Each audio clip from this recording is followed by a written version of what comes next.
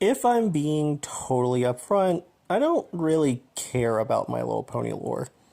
I know that may sound weird, not caring about the lore, but neither did the show. Listen when I say this. The only times lore really ever showed up in the franchise was really in the most simplest places. Two-parters, and if it was necessary to bring up, say, like Call of the Cutie, where every member of the main six is talking about their cutie marks, or the very early season 1 Apple Bloom episodes where they discuss cutie marks. Other than that, that's really it. The lore was important, sure, but it was really just about the ponies just vibing and having fun. And when they go on an adventure, they go on an adventure and maybe lore will show up. And that's how I view lore of My Little Pony Generation 4. It was important where it needed to be, but it was never really the whole meat and potatoes of this franchise. It just made the franchise a lot more fun. And that also brings me to really the character writing of Generation 4. And it really boils down to Lauren Faust and the crew. May I remind you, Lauren and most of the writers either worked on Foster's or Powerpuff Girls. While Foster's is a staple of the 2000s Cartoon Network and is popular and has a fandom, I literally love Foster's. But Powerpuff Girls is more of a cultural reset. That series, from I don't know the years, but I know up until the movie of the original run, because after that, from like 2005 and onward, was like it was not Craig and the crew because they moved to Foster's by that point. But Powerpuff Girls is still popular. Like the original run is like still iconic, whether you're a person my age or someone younger. Like the fandom's still actively big. And that really boils down to Powerpuff Girls is a very simplistic show. You can throw on any episode and you get the gist of the show. But also at the same time, there's like, I don't know how many episodes of Powerpuff Girls exist, but there's a lot of episodes.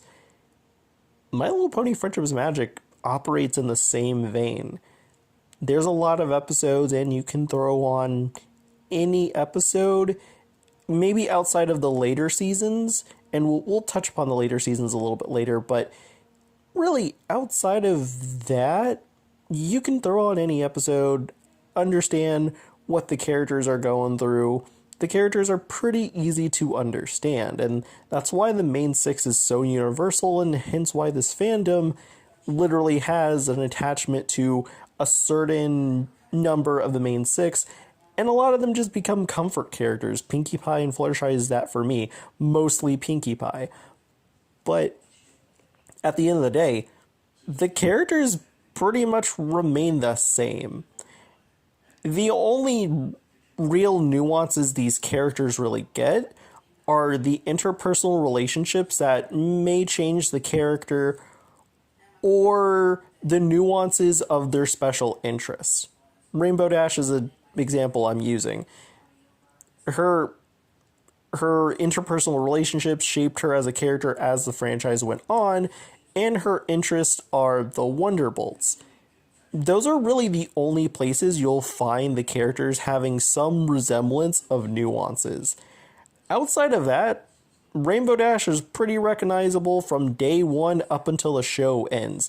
The essentials of Rainbow Dash are there, but outside of those two things, there isn't really a lot of room for nuances, and that's simply because the show had to stay recognizable and marketable, and not to mention the 26 some odd season episode count. No matter what episode you throw on, maybe outside of continuity stuff that happened later in the later seasons, even then, you still recognize Rainbow Dash from the last time you saw her on your TV screen. And really, that's what Generation 4 did, and that's really the simplistic nature, but not only that, but really the pop culture juggernaut of these characters. In the later seasons, the show started to become more interested about the lore and world building of Equestria, and I can't blame them for it. There's a lot to work with, and once Starlight Glimmer got introduced, it expanded the universe a lot more. In the later seasons, a lot of old concepts from old seasons returned and got more information and a lot more nuances to those concepts. It helped keep the show fresh, and it also gave the show a new status quo, kind of like how the Letters of Celestia was a status quo back of the earlier seasons. So, really, this was more of just a shakeup for the status quo of the series going forward. But really, that was the only way that they were able to add nuances to this show. The show was already simplistic and they couldn't really drastically change the characters. From that point, the characters wouldn't even be the characters. Also, at the same time, all they did was build upon old concepts and just added new things to, again, keep it fresh, but again, still make it feel like Generation 4 at the end of the day. And really, that's all the world building and lore did, help keep the show fresh and build upon old concepts. And really, the show's been doing that ever since the first season and going forward, so it wasn't a crazy thing that the show did going forward, but really, that's all they did.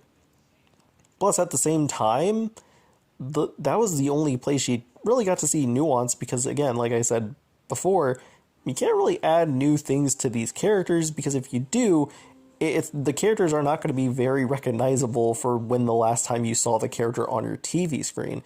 And it defeats the purpose of these characters being pop culture juggernauts. And at the same time, you gotta remember, the later seasons had a problem with character writing. Mind you, they rehashed Fall Weather Friends again, and no one liked that. So it shows that in a place where they had to add some interesting stuff, it was the lore and world building because they couldn't do it for the main six, or certain characters that were recognizable to the audience, because it wouldn't be recognizable, nor would it feel like Generation 4 from a few years ago. Now, if you know me, I'm Pony Life's biggest shooter. These ponies are so funny they make me want to merge while driving.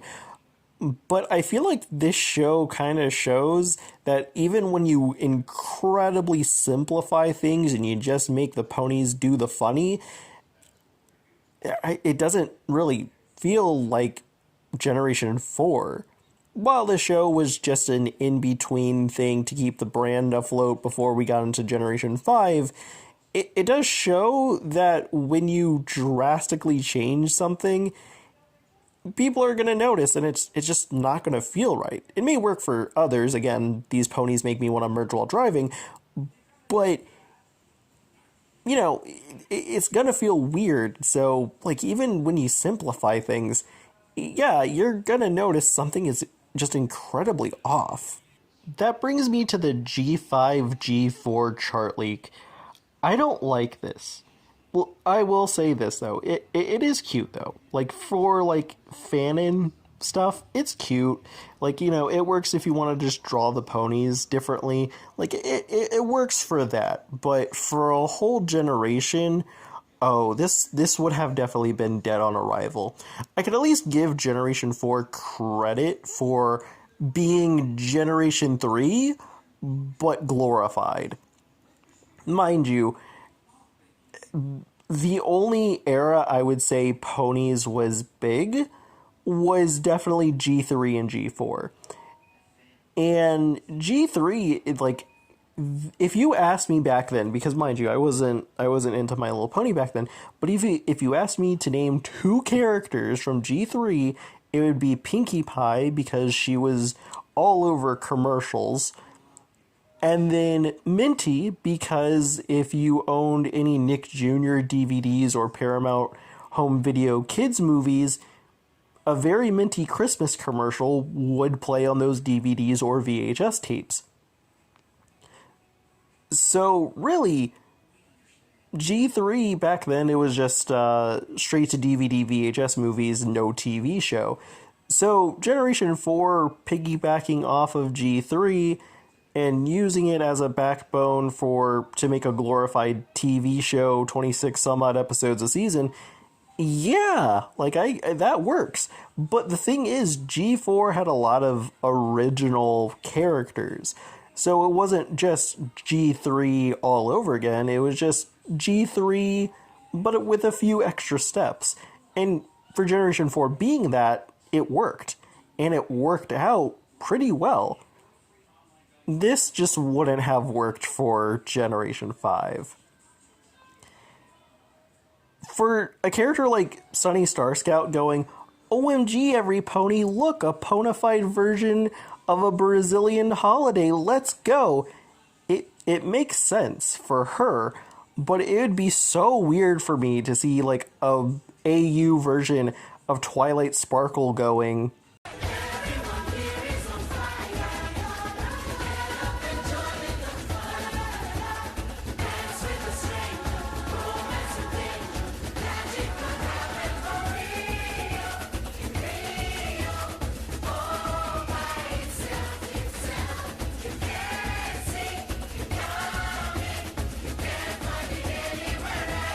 okay, I just wanted to reference Rio, but my joke kind of has a point here. You know, Generation 4 is just far different from Generation 5. The priorities are just far different, but it does kind of show that, you know, new ponies were needed for that needed change that they wanted to do in the writer's room, and I enjoy them for that, you know. But, you know, it does show that, you know, allowing G4 to just, you know, breathe in the past is totally fine. Yes, G5 does reference G4 lore, but if I'm being honest with you, it was doing the same thing that G4 was doing anyways, just adding layers on top of other layers of other things that previously existed, and it works for me. I mean, if I'm being honest with you, Maker Mark kept me hooked in terms of the continuity and the references, and that was the goal of Make Your Mark. But with Tell Your Tale, I like it. Tell Your Tale does have its flaws, but, you know, if I'm being honest with you, in terms of Make Your Mark, I rewatch a lot of the Misty episodes, and in terms of, like, Sunny, because I'm Sunny's biggest shooter, I watch Alicon sometimes, and I really enjoy Tell Your Tale episodes of, like, Sunny growing and becoming a leader, or the moment when Misty joins the cast. Those are like peak G5 for me. And while Alicon does reference lore, and most Misty episodes do contain lore, if I'm being honest with you, I'm more so here for the character moments. And I feel like that kind of shows what type of fan I am.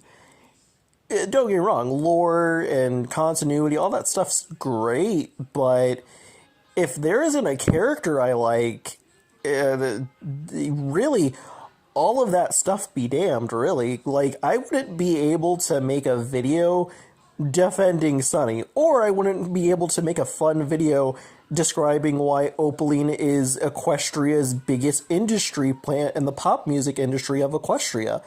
I wouldn't be able to do those type of videos if I was just focused on the lore. That's just not me, honestly. And that's okay. You know, we're all different fans in our own way, and that's okay. I think understanding each other and being able to have these open dialogues is honestly what makes being in this fandom pretty fun.